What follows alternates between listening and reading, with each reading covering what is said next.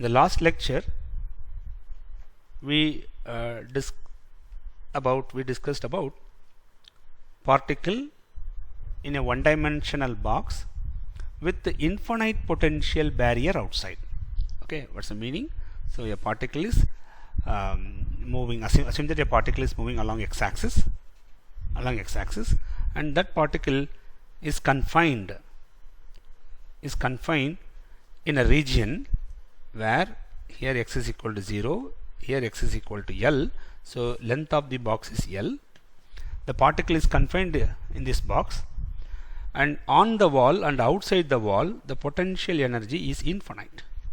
Okay, that's why I have given the title as infinite potential barrier outside. So it is an infinite potential barrier, therefore the particle which is present inside the box, it cannot jump out. Okay, and based on this we derived or we solved the Schrodinger equation. Okay, HSI of x equal to E psi of x, right? Then we got an energy expression, an energy eigenvalue for this particle inside the box. Okay, the energy eigenvalue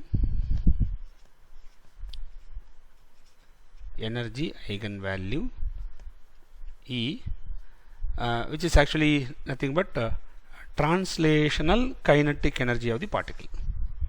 This energy eigenvalue E represent translational kinetic energy. So this is nothing but translational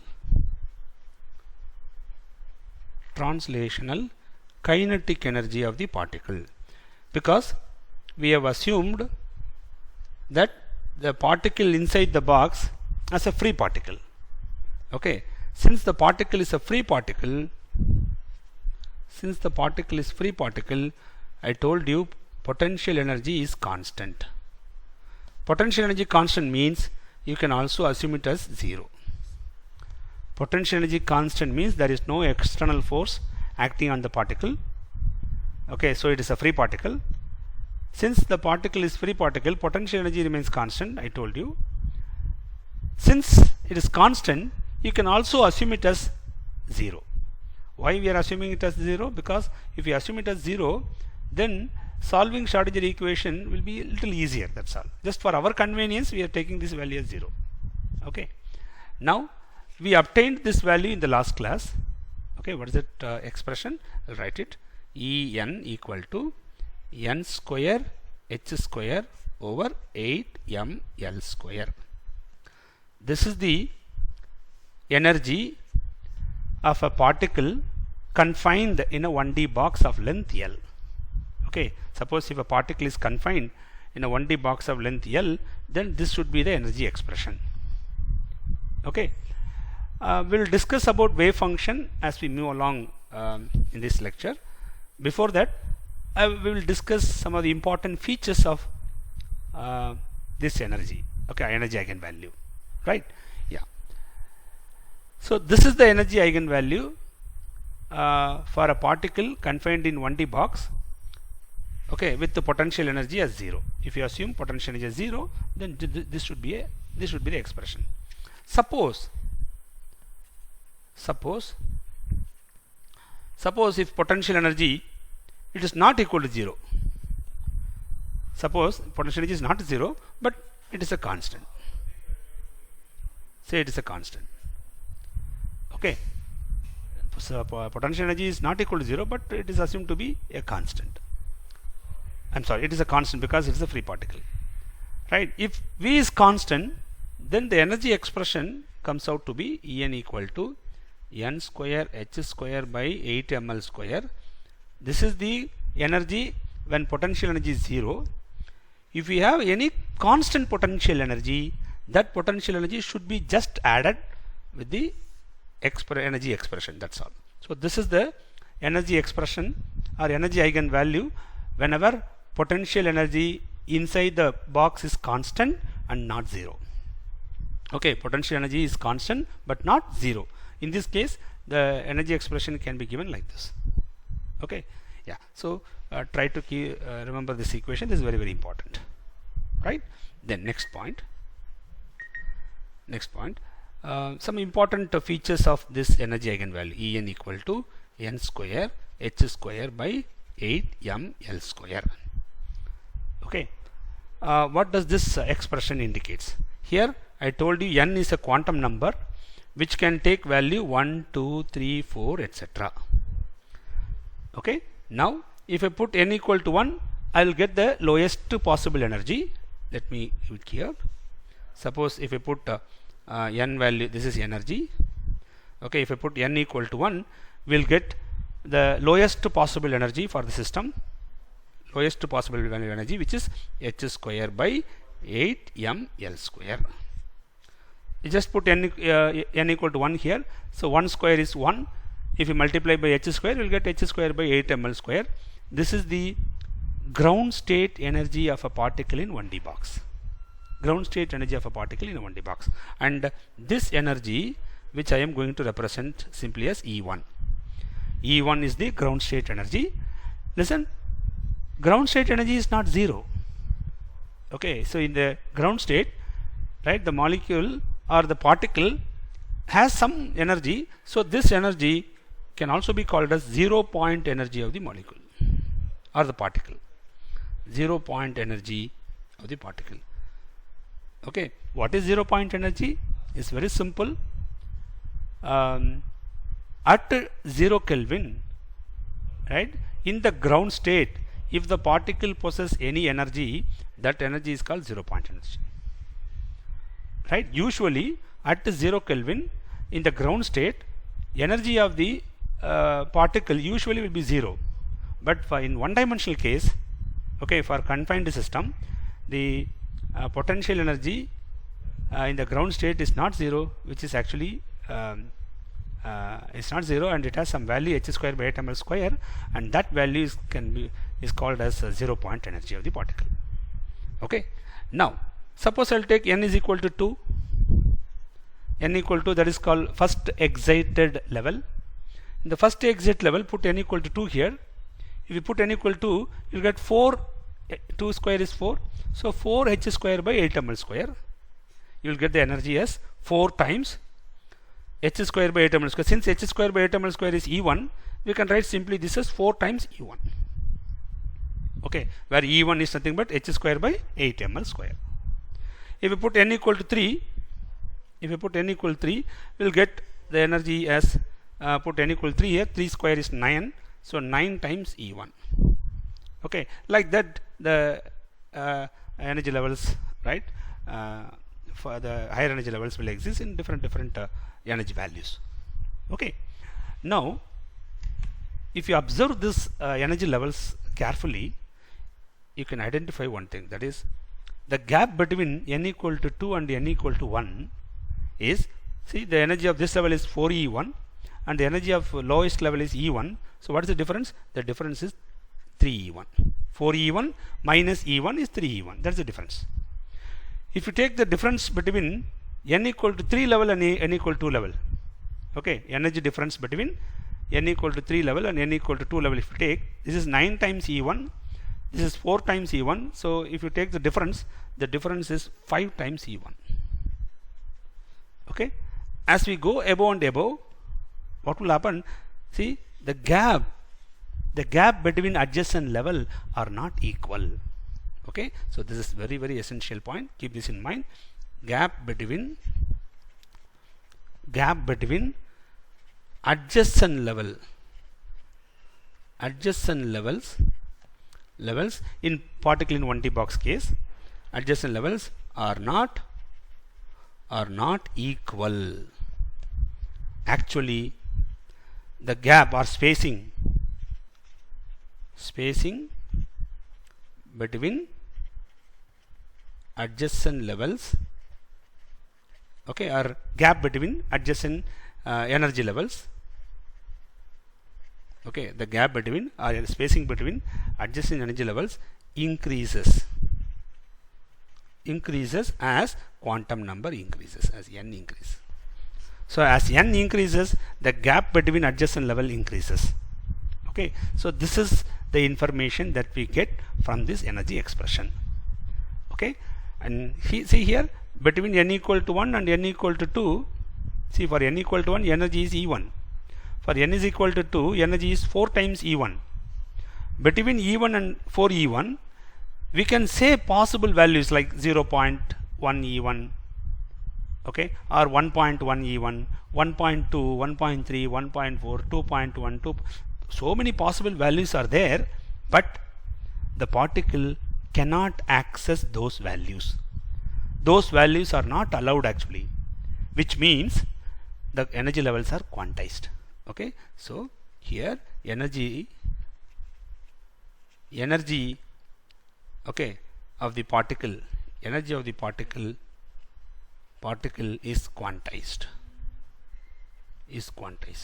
That means the particle can take only certain allowed values of energy. It will take, or it will exist in E1 energy, or it will exist in 4E1, or it will exist in 9E1. It cannot exist in between. Suppose will it exist in 4.4E1? No, it's not possible. Okay, that is why we say that energies are quantized. Which energy it is actually? It is actually translational kinetic energy. I told you, this is actually translational kinetic energy. So translational kinetic energy become quantized in the confined case when you make confinement. Okay, yeah. So due to the confinement and the boundary condition, okay, quantization arises in the system, right? Then the next information is what about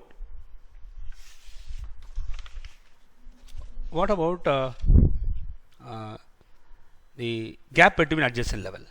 Okay, suppose I'll take gap delta E, energy gap between adjacent levels. I'll put adjacent. Delta E, energy gap between adjacent levels.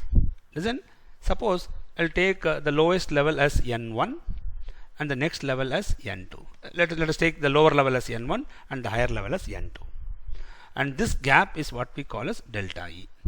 So what is the delta E for adjacent levels?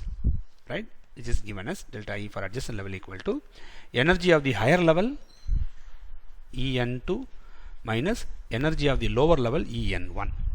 This difference in energy is nothing but delta E. Okay, and now what is En2?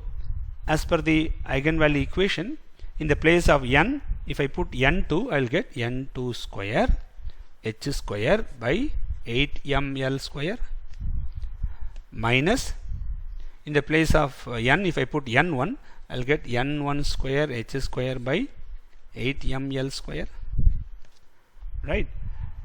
If I take h square by 8ml square as common, I will get n2 square minus n1 square into h square by 8ml square. I will get an expression like this. Okay, n2 square minus n1 square into h square by 8ml square. Since these two are adjacent levels, okay, since this is n1, this next higher level can also be written as n1 plus 1.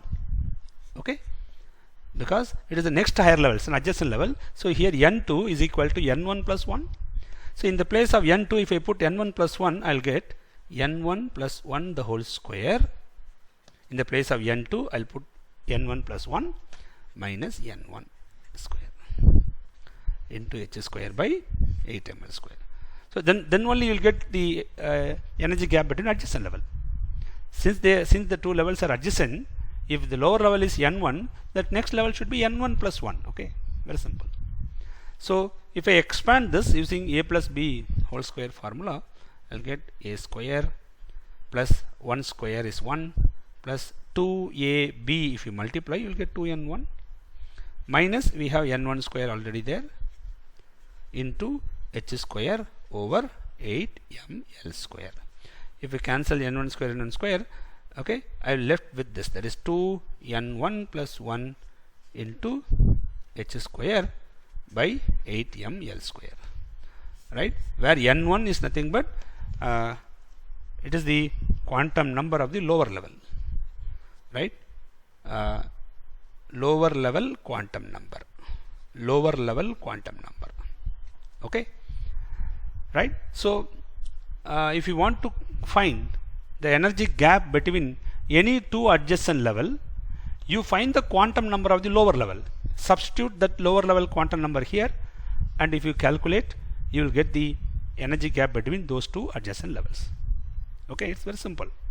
Now here one more important information is there. What is that? If the length increases, see the gap between adjacent level depends on mass of the particle, because h is a constant. Okay, h is a constant and 8 is constant. Therefore the energy gap between adjacent level, delta E adjacent, okay, it depends on n1. As n1 increases, gap energy also increases. It depends on mass of the particle, then it also depends on the box length. Okay, so what happens if n1 increases, right? As n1 increases, as n1 means lower level. If lower level value increases, as n1 increases, what will happen? It is in the numerator. So if n1 increases, gap increases, delta E increases. Similarly, what will happen if the mass of the particle increases? If mass is in the denominator, if mass of the particle increases, right, as m increases, mass of the particle increases, then the gap decreases. Gap between adjacent level decreases. Then if length of the box increases, see here we have square term. If box length increases, the gap decreases in larger extent. Okay, so this quantity is very, very, very important actually, right? As L increases, as the box length increases, right, the energy gap decreases in larger extent. Very, very important.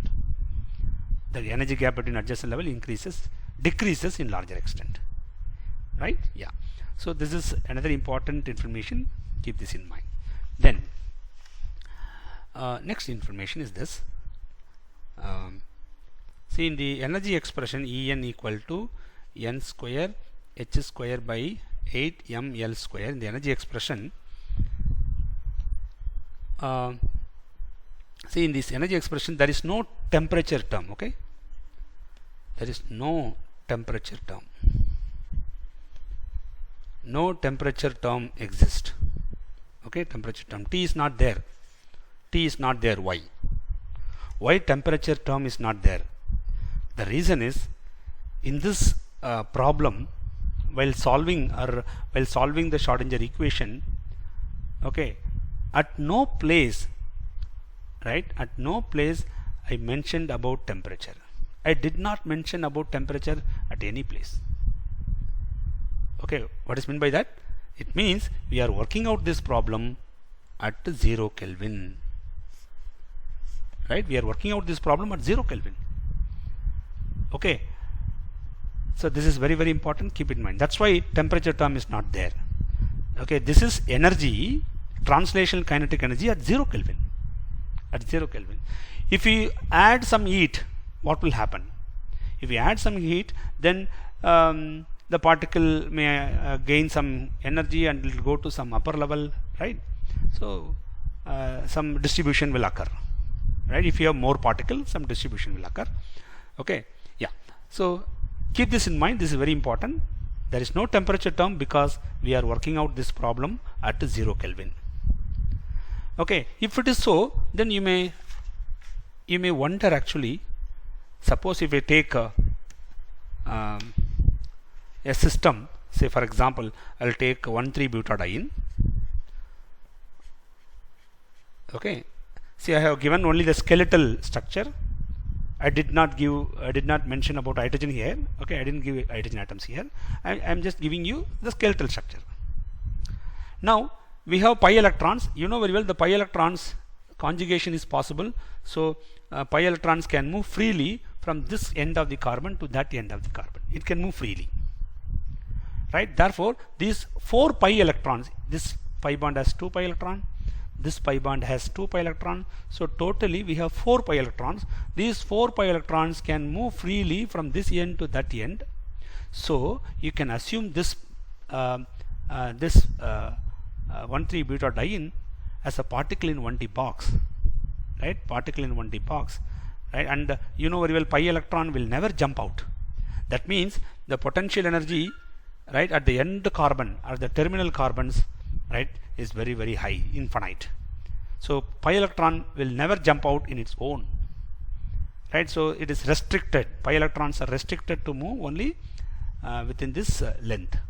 Okay. Now the point is this.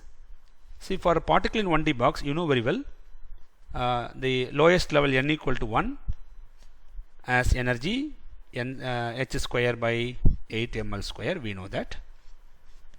Then n is equal to 2 level has energy 4 times E1. This is E1. Okay, so this is 4 times E1. Then the next level has energy, that is n equal to 2. N equal to 3 has energy 9 times E1. Right. Similarly, we have higher levels. We have many higher levels.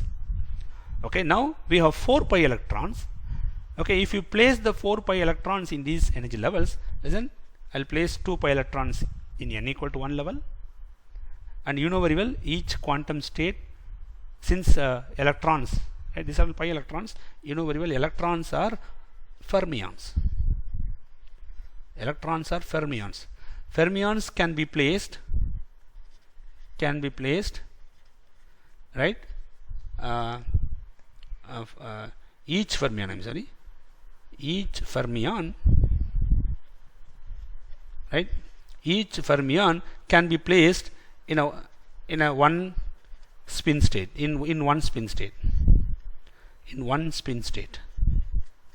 Okay, I did not mention about spin state and all here. Actually, each level has 2 spin state. So that's why one electron present in one spin state, the other electron present in another spin state. So each quantum state, each n equal to 1 level, okay, can accommodate 2 electrons. That's the point. Keep this in mind. Each quantum level can accommodate 2 electrons.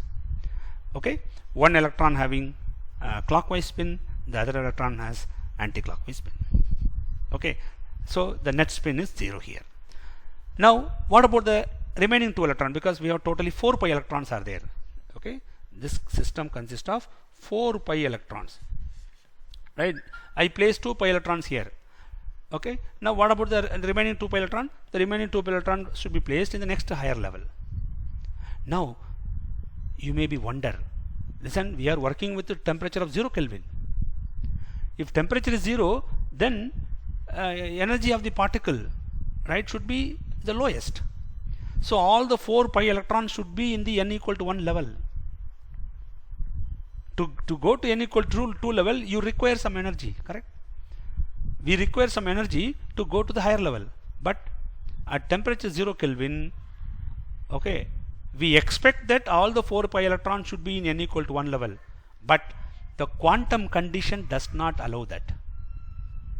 Okay, what quantum condition says that you should place 2 particles here because electrons are fermions. Okay, so in each quantum level you can place only 2 particles, 2 electrons. So 2 electrons here, then the remaining 2 electrons here. Where from these 2 electrons got this much energy to reach this second level or the first excited level? Okay, it is only because of the quantum condition, right? So this is due to right, quantum effect. It's purely quantum effect. Because of quantum effect, right, we have placed the 2 electron in the higher level. It's a very important information. Keep this in mind. Okay, if you want to place a particle in higher level, you require some energy. But we are working with 0 Kelvin. That means there is no thermal energy at all. Even then, we are placing 2 particles in the next higher level. It means the particle, okay, are without supplying any thermal energy, we have placed particle in the higher level. It means that this distribution is purely due to quantum effect. Okay, yeah. So keep this in mind. Very important, right? It is because of we can say it is because of the Pauli principle or Hund's rule.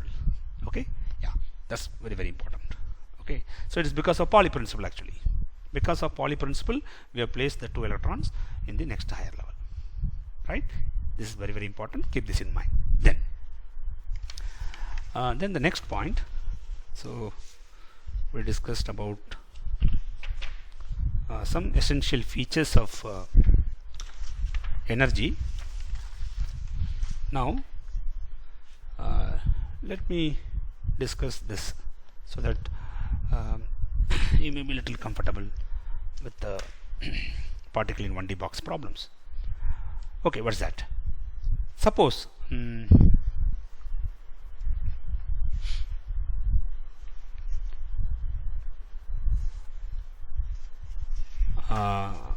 once again,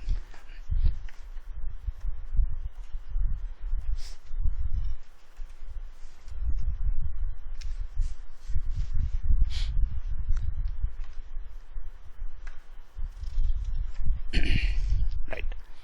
Now this particle in 1D box model, right, will give some idea about it will give some root or some idea to calculate lambda max value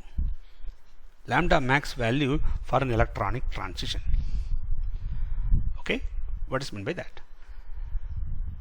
You know very well, in the electronic spectra, okay, in electronic spectra, UV visible spectra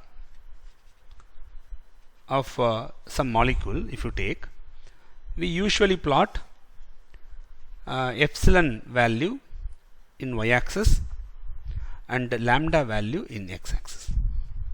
Okay, and if any transition takes place, electronic transition, say pi to pi star transition or n to pi star transition, whatever may be it is, if any transition takes place in the molecule, okay, that transition, if it is an allowed transition, you will get a broad peak in the spectrum. You will get a broad peak. Okay, the lambda value correspond to the highest value of epsilon, called epsilon max. The lambda value corresponds to the highest value of epsilon max, right, is what we called as lambda max. Right? For each electronic transition, okay, in a molecule, this lambda max value is a characteristic value at a particular temperature, okay, and at a particular temperature is an important quantity here. So at a particular temperature, lambda max is a characteristic value. It's a characteristic value for a transition. Okay. Say for example, if I take 1,3 butadiene,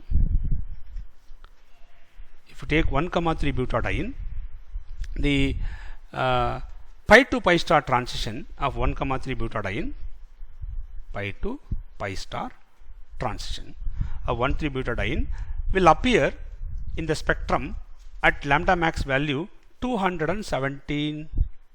Lambda max value will appear to be 217 nanometer. This is actually experimental value. Experimentally, it was found that lambda max value for pi to pi star transition in 1,3 butadiene appear at 217 nanometers. Okay. Now we need to provide, or is there any way to get the value of lambda max? Yes, particle in 1D box will give you an approximate way of finding lambda max. Okay. Yes, how to do that? How to find lambda max for a particular transition? Yes, it is very easy. What we have to do, you take 1,3 butadiene. Here I am just drawing the skeletal structure, not the full structure, and assume that this skeleton is it acts as a 1D box. Okay, 1D box, and we have 4 pi electrons. So the 4 pi electrons move randomly from this end to that end. Okay, because of conjugation. And what is the length of the box here? Length of the box, L is equal to it. We have 2 double bonds. Okay, so 2 carbon-carbon double bond length plus 1 carbon-carbon single bond length we have to place. Okay, but it was found that if you use this value, right, and if you using this value alone, if you calculate lambda max, right, you will get large error in the calculation. Okay, so if you compare the result with the theoretical calculation and the experimental value, you will get large deviation if you take only these length. So what scientists did was they included a value here which is actually equal to 154 nanometers. 154 nanometers. This value was added, okay, just like that, in order to explain, or in order to match the calculated value with the experimental value. Okay, so this is added in an ad hoc manner, right? Keep in mind. Now what is the carbon-carbon double bond distance? The usual or the average carbon-carbon distance, right, is actually 154 nanometer. So it is 154 nanometer carbon-carbon double bond length. No, I'm sorry. Carbon-carbon double bond length is 135. I'm sorry. Double bond length is 135 nanometers, right? Plus carbon-carbon single bond length is 154 nanometers. Plus this 154 was added in an ad hoc manner, or this is added just to match the calculated value with the experimental value, right? If you multiply this by 2 and if you add all these values, you will get the final L value as in nanometers. Let me give the value. It will comes out as 578. Yeah.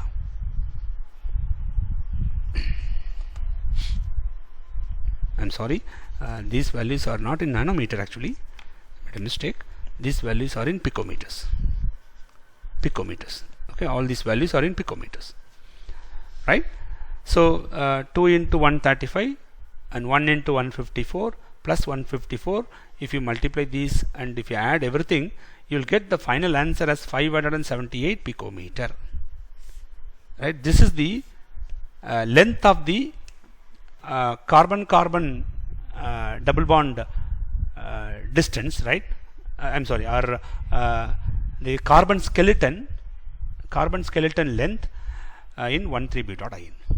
Okay, right? Listen, in any lambda max calculation using particle in 1D box method, you must add this value.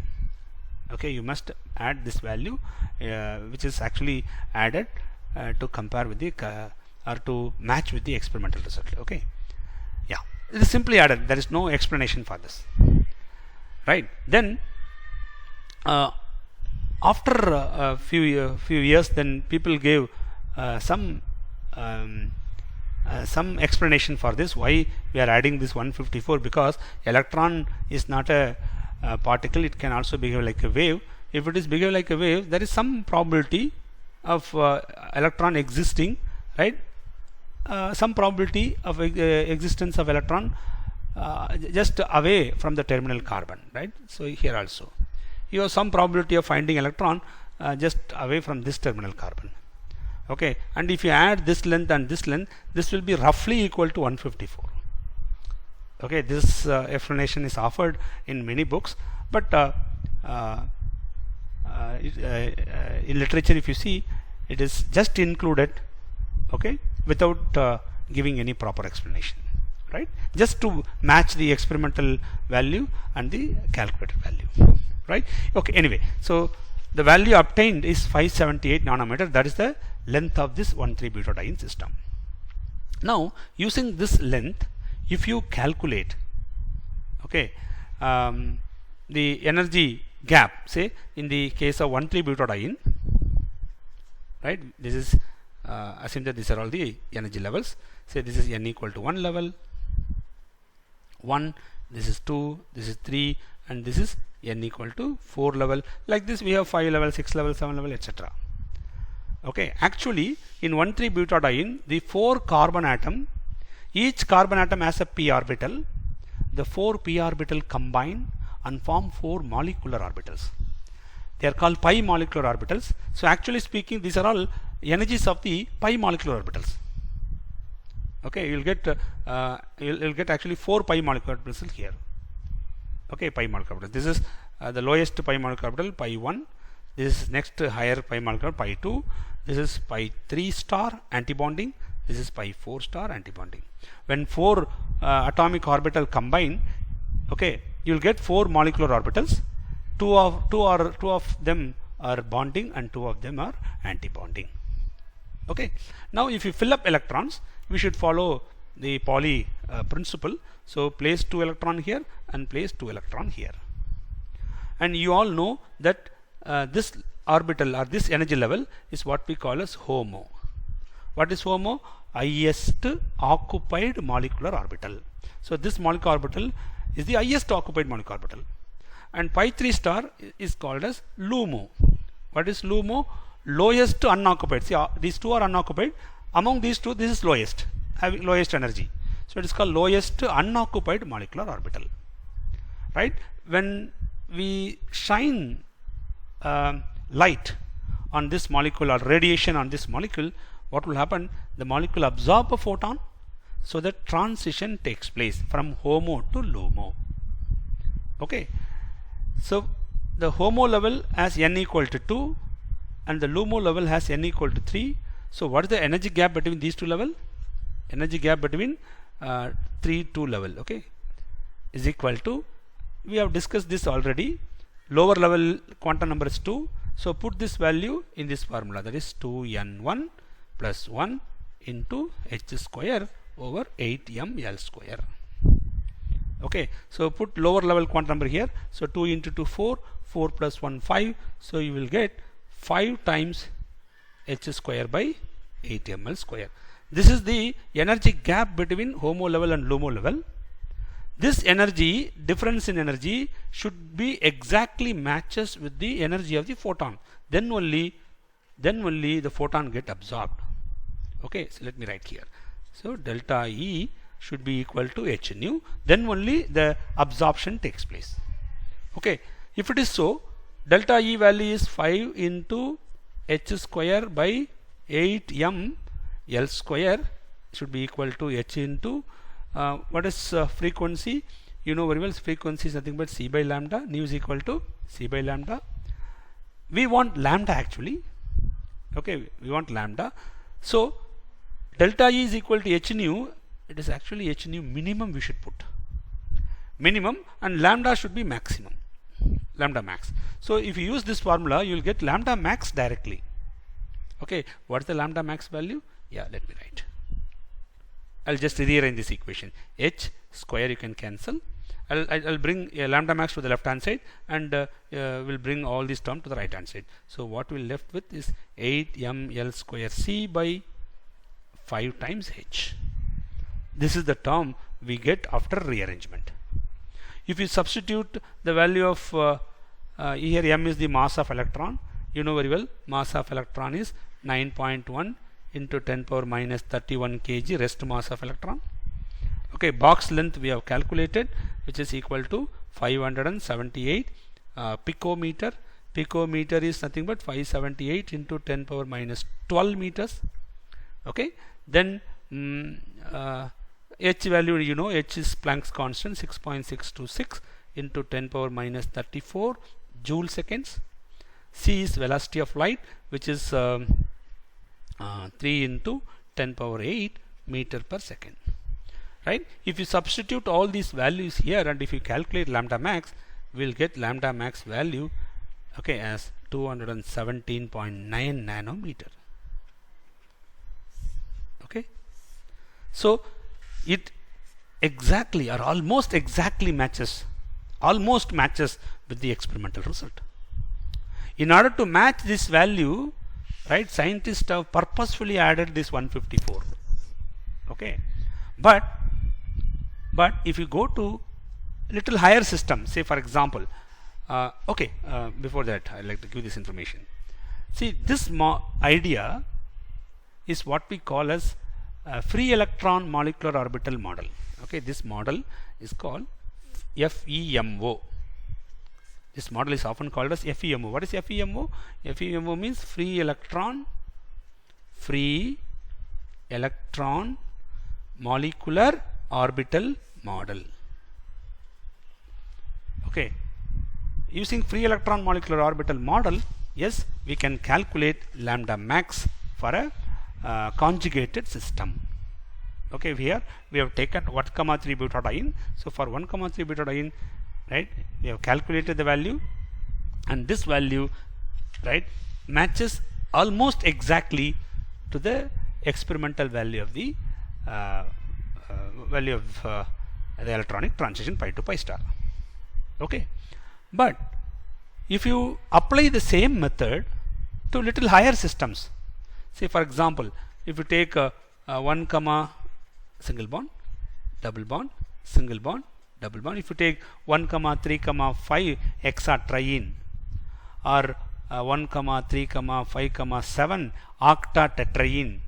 Okay, for those cases, right, the lambda max calculated lambda max and the experimental lambda max, right, they are not equal. They differ widely. Okay, what does that indicate? Why it is so? So this FEMO model works perfectly for 1,3 or works almost perfectly for 1,3 butadiene, but this method have got some limitations when you apply to larger systems, say 135 hexatriene system or 1357 octatetraene system. For those system, it fails to account for the experimental value of lambda max. Right now, what is the reason behind this? Why this method is not working for larger systems? Right? What are the limitations? What are the limitations of FEMO model? Free electron molecular orbital model. Okay, FEMO model or FEMO approach. What are the limitations? See, in this case, we have assumed, right? We have assumed that in this method it has been assumed that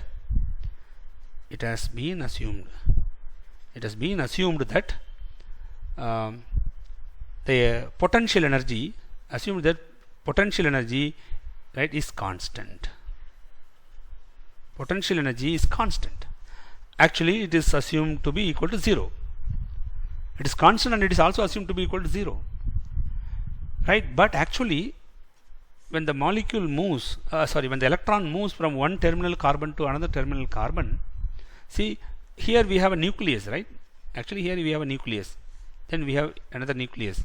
We have another nucleus of carbon. Here another nucleus of carbon. So when the electron moves, what will happen? Listen, when the electron present near the nucleus, it is get attracted. Whereas when the electron move away, there is no attraction, so it can move with the constant potential energy, we can say. But when it approaches the next nucleus of the carbon, what will happen? Again, the potential energy will decrease. So the potential energy here drops. Potential energy here drops because there is an attraction. Because of attraction, potential energy decreases. Potential energy decreases. Potential energy decreases. So it means potential energy is not constant. Okay, near the nucleus, potential energy is almost it goes to minimum value. Then between the two nuclei, potential energy will be will have some higher value, and it is we can say it is a constant, right? And again it goes to lower value. Again it goes to higher value, lower value, higher value, like that. So we have some periodic change in potential, right? This periodic potential is not incorporated in this problem. Okay, actually in this problem we have assumed that potential energy of the electron remains constant from this terminal carbon to that terminal carbon. But in the actual molecule, right, when the electron moves from one terminal carbon to another terminal carbon, right, it is get attracted by the nuclei, right, at different places. Therefore, potential energy of the electron drops. It goes to lower value. That means potential energy is not constant. Here potential energy is low, here high, again low, high, low, high. So the potential energy changes periodically. This periodic potential energy, right, is not included. It is not included in FEMO approach. It's not included in FEMO approach. That is why this is one of the reasons. Because of this reason, the lambda max value, calculated lambda max value differ largely. Okay, so calculated lambda max calculated value, okay, differ in larger extent. Right, from the lambda max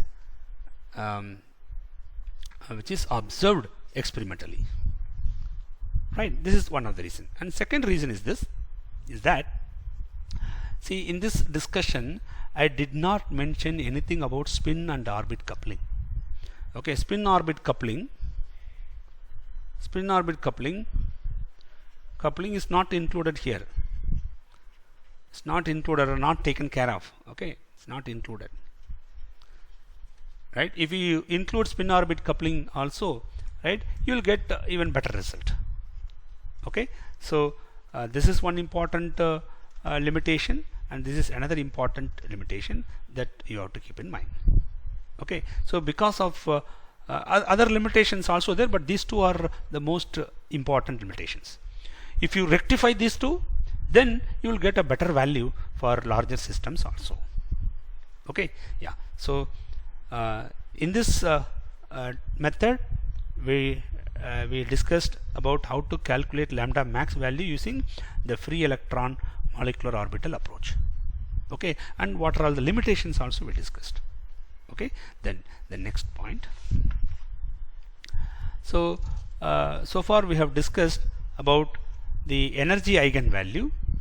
Okay, I have told you that the energy eigenvalue for adjacent levels, right, are not equal. Actually, as we move to the higher level, the gap between adjacent level decreases. The gap between adjacent level increases. Right, so gap increases. Right, and I showed you how to calculate the energy gap between the adjacent levels. Right, then and we have also discussed about how to calculate lambda max value for conjugated systems. Okay, then next important feature of this is that, see, I have told you temperature term is not there in the expression. Why? Because we are working out this problem at 0 Kelvin. That is why temperature term is not there.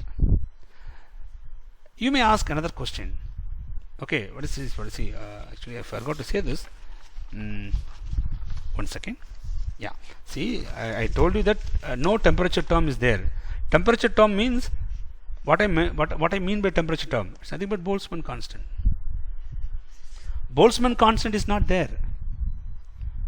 That's why I am telling that temperature term is not there like that. If Boltzmann constant is present, then the value will change with the temperature. Okay, since Boltzmann constant is not there in the formula, that means we are working with the temperature of 0 Kelvin. Okay, so keep this information, is very, very important. The next point is that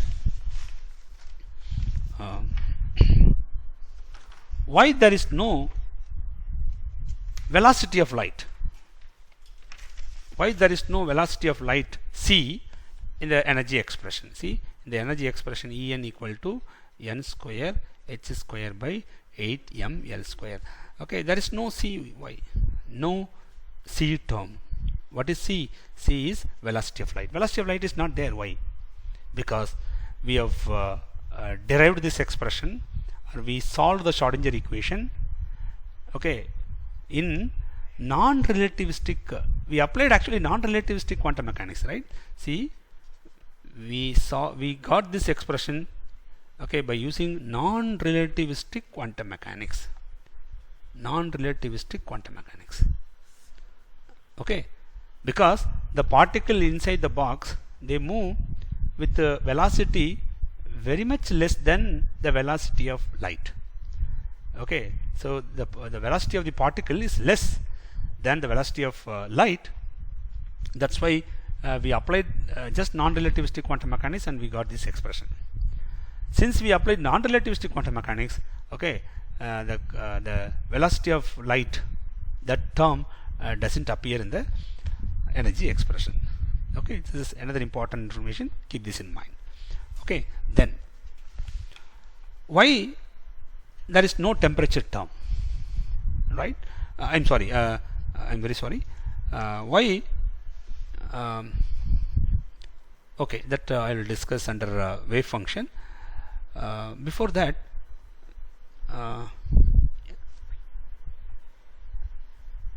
okay, yeah, so these two things are very important. Keep it in mind. Now, so up to this, or so far, we discussed about the energy eigenvalue for a particle in 1D box problem. Now let me discuss about the wave functions. Okay, so eigenfunctions, energy eigenfunctions, energy eigenfunctions, or I can say simply eigenfunctions. Eigenfunctions, right, or wave functions. I have already told you. Okay, I'll give this the expression for wave function first, then I'll tell you some informations on that. Listen, in the last lecture we derived the expression for the wave function. Okay, wave function depends on the value of n, psi n of x equal to b into sine n pi by l into x. Okay, this is the expression we got in the last lecture. Okay, where n is a quantum number which can take value 1, 2, 3, 4, etc. Right? And what is this b? B is some arbitrary constant. To find the value of b, what we have to do? You have to normalize the wave function. Okay, so normalizing the wave function. Okay, normalizing the wave function. Okay, so how to normalize it? What is meant by normalization? It's very simple. Psi n x star and psi n x. Okay, suppose assume that a particle is present in a particular nth state. Okay, in a particular nth state or nth level. Okay, the wave function for the particle in the nth level and the complex conjugate of the wave function in the same nth level. Okay, into, since it is one dimension, into dx, that should be equal to 1, right, if the particle is present, is confined in the region 0 to L. Okay, since the particle is confined, right, this product should be, the integration of this product should be equal to 1. If it is equal to 1, then you can say that the function is normalized function. Okay, now what I'm going to do in this integration, I'll substitute this expression for wave function here as well as here, and keep this in mind, there is no imaginary quantity present. Since there is no imaginary quantity, we can say that the wave function and its complex conjugate are one and the same. Okay, so actually you have to multiply these two times. So first I'll write here b into sine n pi by L into x into dx. This is the wave function, and the complex conjugate, since there is no imaginary term, iota term is there, there is no imaginary term, therefore I can write b into sine n pi by L into x. It should be equal to 1. B is a constant, so b into b is b square, you can keep it out, b square integral 0 to L, sine into sine, sine square, so you will get sine square n pi by L into x into dx equal to 1. Okay, now we need to solve this integral, and you know very well sine square x can be written as 1 minus cos 2x by 2. I'll write here sine square x can be written as 1 minus cos 2x by 2.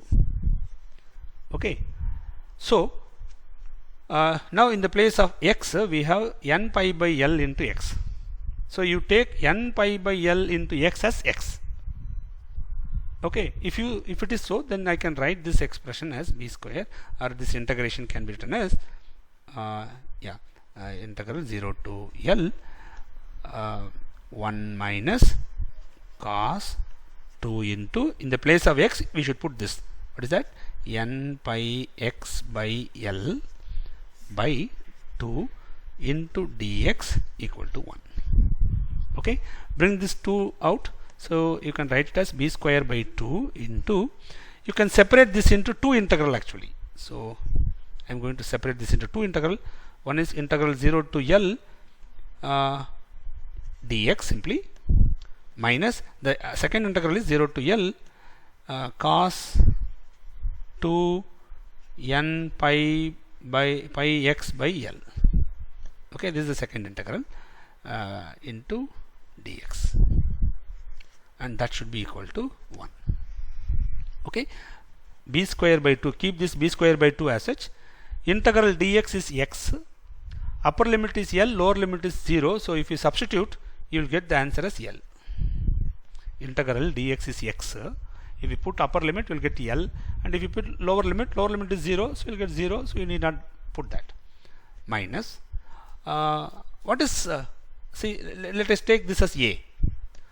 Okay, I'm sorry, you know very well, cos ax, right, on integration, cos ax and dx should be equal to, should give you sin ax by a, sin ax by a. So here 2n pi, this L, 2n pi by L, I am taking the 2n pi by L as a.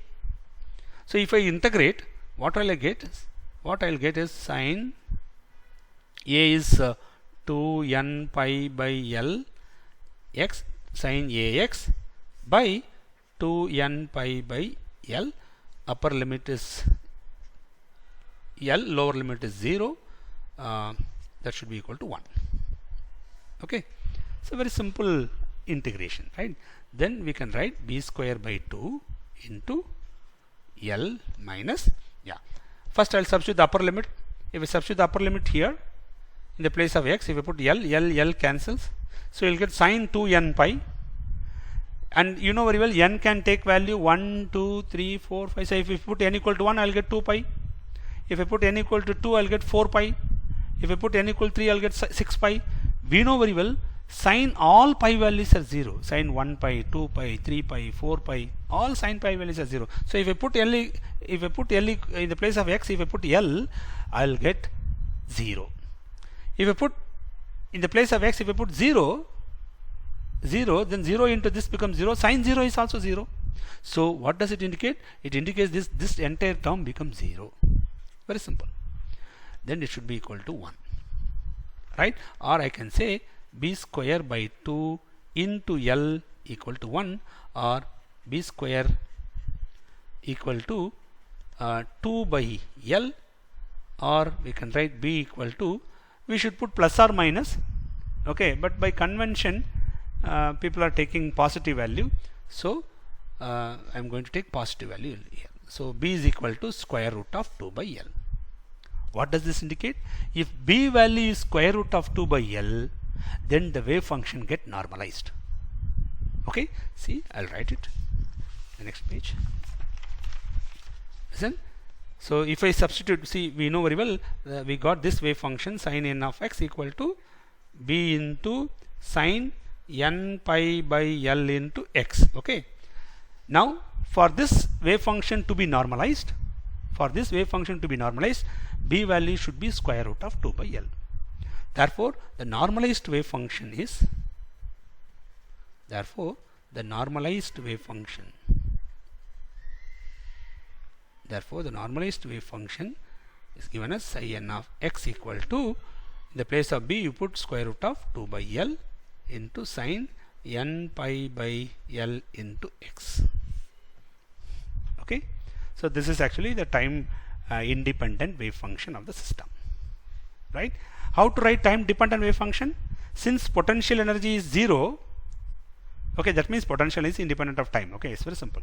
Since potential energy is 0, you can write the time dependent wave function psi of x comma t as psi of x for the nth state, okay, psi n of x into f of t, right? And you know very well sin n of x we found out, which is square root of 2 by L into sin n pi by L into x into the function which depends on time, which is e power minus I e n t by h cross, okay, where En is the energy of that nth state. Okay, so this is the wave function or time dependent wave function for a particle, right, which is confined in a 1D box. So time dependent wave function, right? Now what is the complete solution? Yes, complete solution we have to write. Complete solution is this. What is meant by that? See the wave function psi n x comma t, right? You know very well all wave functions are time dependent. Okay, whether potential energy is dependent on time or independent of time, based on that, okay, you can simplify it as time independent wave function, but actually speaking all wave functions are time dependent only. So the time dependent wave function for particle in 1D box can be given as is equal to square root of 2 by L into sin n pi by L into x into e power minus e power minus I e n t by h bar. When this wave function we get if x is present between 0 to L. Okay, if x value of the particle, okay, exists between 0 to L, right? Even 0 should not be taken. Okay, if x value goes between 0 to L, then this is the wave function. Okay, and if I put x equal to 0, yes, the wave function becomes 0. So even if you let me write with the equal symbol also. Okay, so x value goes from 0 to L, right? In 0 to L, this is the wave function for the particle in 1D box, right? Elsewhere, otherwise means below x equal to 0 and above x equal to L. Otherwise the wave function is 0 because the particle does not exist outside the box. Okay, since the particle is confined inside the box, right, the wave function should be 0, right, beyond x equal to 0 and x equal to L, right? So this is the complete solution for a particle in 1D box. But often we never consider this time dependent wave function.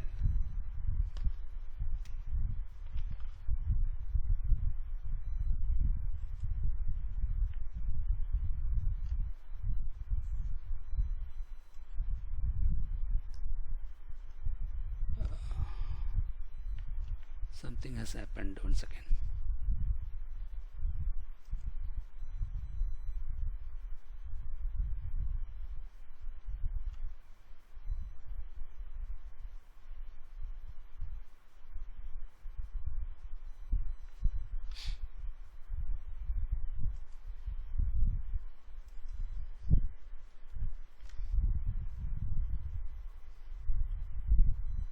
Once again.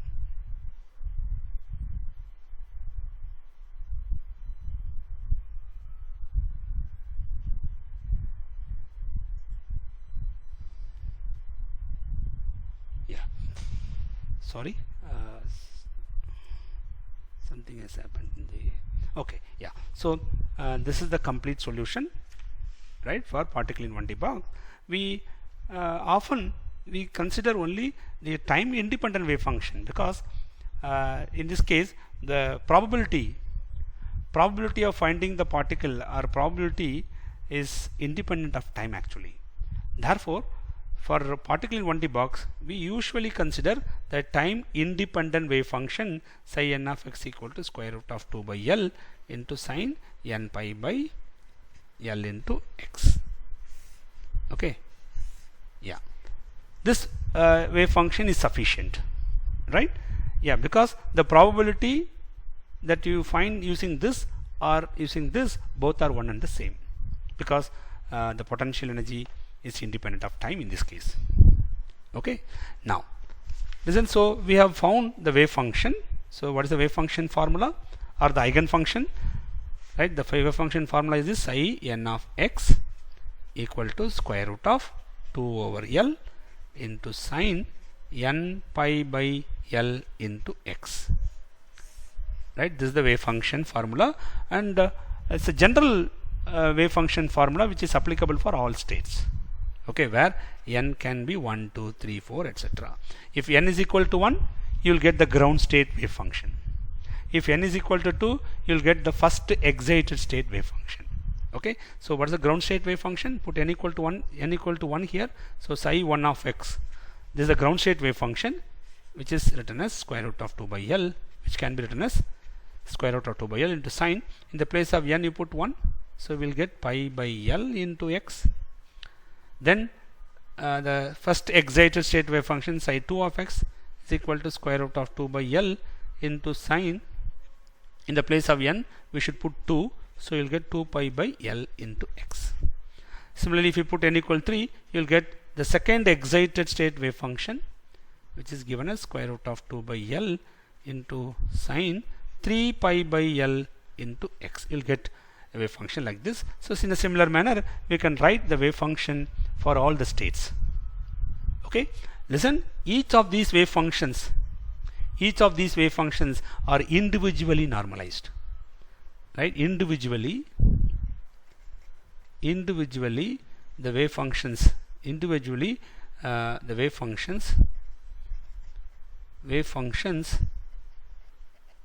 are normalized. They are all normalized wave functions. Individually they are normalized, but mutually, okay, psi 1 and psi 2, or psi 1 and psi 3, or psi 1 and psi 4, psi 2 psi 3, psi 2 psi 4, you take any two wave functions belong to different state, okay, mutually they are the wave functions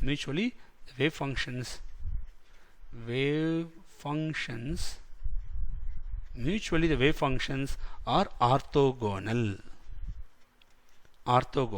So I can say that simply all these wave functions are orthonormal functions. Okay, therefore the wave functions can be called as orthonormal functions, orthonormal wave functions.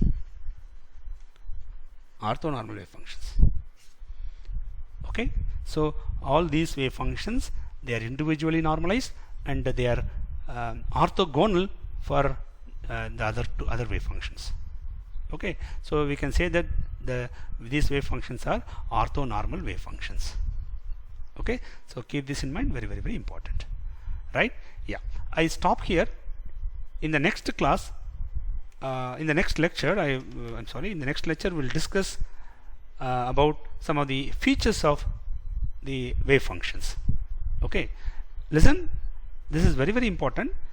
We got this wave function by solving the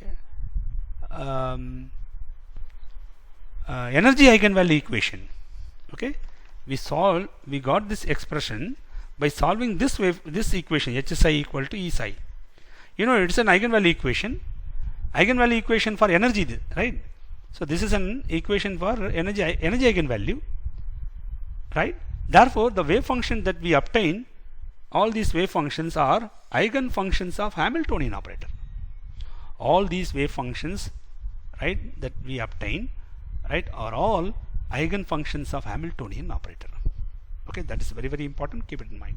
In the next class, what I am going to do, whether these wave functions are eigen functions of position operator or not. Similarly, whether these wave functions are eigen functions of momentum operator or not. So these things we are going to discuss in the next class.